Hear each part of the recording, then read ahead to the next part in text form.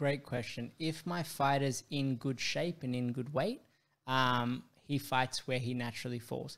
If I get a lot of clients that come quite big, we've had some lose, like for Winter Warrior, we had some lose 30, 33 kilos and 35 kilos. They did it in such a terrible way that they blew up again afterwards in a big way. Just to give you an idea of the value of the fight dietitian, Jacinta's making her pro debut, first time at 52 kilos. She's been working with him the whole camp. He's done her wonders. So I'd never spoken to him myself, but she couldn't praise him more highly. So I'm happy to give him that shout out here. Yeah, and look, what I got from him, obviously, as well, is I like the fact that I find that there's two types of people in this kind of field, right? And that is, one, they see it as a business, right? And as long as you're willing to pay to have them on your side, they will do what they can, even if it kills you.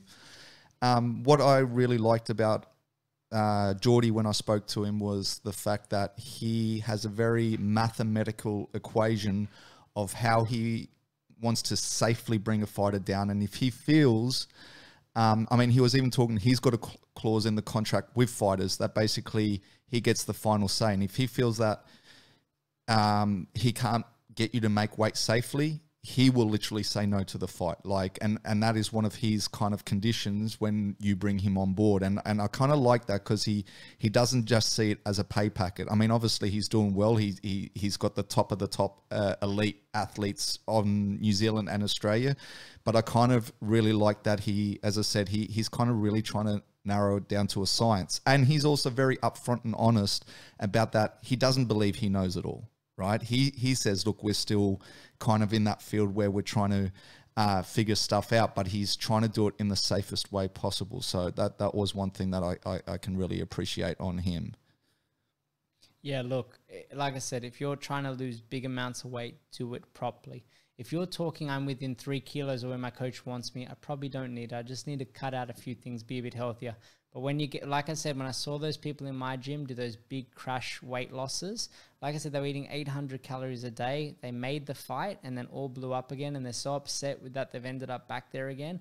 I honestly said to him, look, I think it's time you get some proper help with how to actually structure a diet and training, because what you're doing now, eating those low-calorie protein bars and stuff that from the servo, that's not a diet. You know what I mean?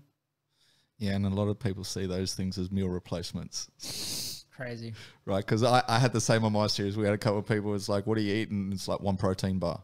Yeah. And I'm like... Exactly. Right? It's kind of like I'm waiting for people to turn up and go, what's your diet? And they're like, the tea diet. What's that? I just drink tea. What, you're not actually eating anything? No, just drink tea, you know? Like... And that's the one thing with a lot of these diets, you know, a lot of people don't give it a fair chance either. And you know, I've seen people and they try a diet, and if they haven't lost 5 kilos in the first 3 days, they jump ship and go on to the next one. And it's kind of like, hey, dude, like, and I guess that's where a professional helps, because you kind of then put your trust into someone else